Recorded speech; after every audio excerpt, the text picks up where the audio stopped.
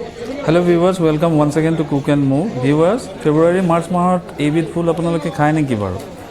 আজি বজাৰত আহিছিলোঁ আৰু বজাৰত এইবিধ ফুল পাই গ'লোঁ। বছৰৰ এইটো সময়তে এইবিধ ফুল পোৱা যায় কিন্তু। আৰু এইবিধ ফুল আমি বজাৰৰ পৰা কিনিলোঁ 100 গ্ৰাম আমি লৈছোঁ 30 টকা দি।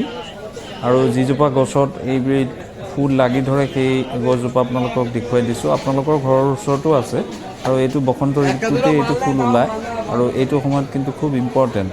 আৰু যিজোপা গছত এইবিধ ফুল লাগি ধৰিছে সেইজোপা গছ আপোনালোকক দেখুৱাই দিছোঁ। আৰু আপোনালোকে দেখিছে এইজোপা গছত বহুত ফুল লাগি ধৰিছে এইটো সময়ত। বসন্ত ঋতুত এইবিলাক ফুল ওলায় এইটো গছত আৰু ইয়াৰ তলত নিজে নিজে পৰি থাকে, আপোনালোকে দেখিবলৈ পাইছে ইয়াত। চ' এনেকৈ আমি বেঙেনাখিনি কাটি লৈছোঁ আৰু লগত আলু এটা লৈ লৈছোঁ। আলু আৰু বেঙেনা আৰু লগত সজিনা গছৰ যিটো ফুল আছে সেইটো ফুলটো আমি ভাজি বনাম। আৰু আপোনালোকে আফু গুটিৰ লগত ফুলটো খাব পাৰে, যিকোনো চব্জিৰ লগত চব্জিত দি পেলাই আপোনালোকে খাব পাৰে আৰু বৰ বনাইও খাব পাৰে। আৰু সজিনা আমি চব্জি হিচাপে খাওঁ আৰু সজিনা গছৰ যিটো পাত আছে সেইটো আমি কেতিয়াবা বইল কৰি পেলাই খাওঁ। কিন্তু এইটো সময়ত সজিনাৰ যিটো ফুল ওলায় সেইটো ফুল খোৱাটো কিন্তু খুব ইম্পৰ্টেণ্ট, কিয়নো ইয়াৰ এটা এণ্টিভাইৰেল এক্টিভিটি আছে আৰু লগত ব্লাড চাৰ্কুলেশ্যনটো ভাল হয়। আৰু এইটো সময়ত জেনেৰেলি মিজেলছ আৰু যিবিলাক চিকেন পক্স সেইবিলাক ভাইৰাছৰ এটাকটো এইটো সময়ত ঠাণ্ডাটো পাৰ হৈ গৰম অহাৰ লগে লগে এইটো বাঢ়ি যায়।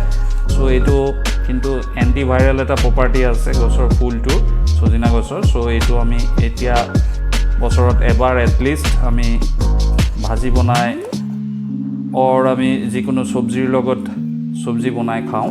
চ' আপোনালোকে বজাৰত এইটো পাই যাব আৰু নাপালে আপোনালোকৰ ঘৰৰ ওচৰত যিজোপা সজিনা গছ আছে তাৰ তলত আপোনালোকে এইটো ফুল এতিয়া গছৰ পৰা সৰি পৰি থাকে আৰু এইটো আপোনালোকে কালেক্ট কৰি লৈ আপোনালোকে খাব পাৰে। ইয়াৰ এটা এণ্টিভাইৰেল প্ৰপাৰ্টি আছে, সেইটো কিন্তু খুব ইম্পৰ্টেণ্ট আৰু সেইটো খুব কামত আহে।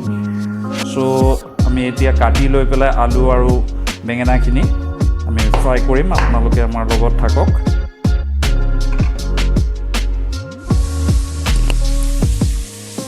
চ' ফুলখিনি আমি এতিয়া ইয়াত দি দিছোঁ।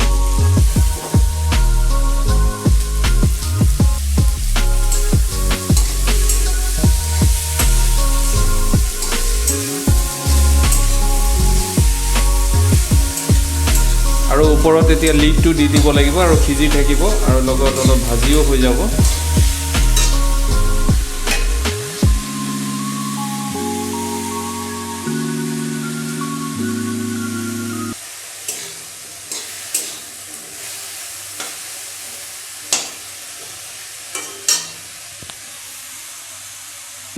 যিটো ইম্পৰ্টেঞ্চ আছে এইটো ফুলৰ এইটো সময়ত এইটো ছিজনত, সেইটো কাৰণে এইটো খাবলগীয়া হয়।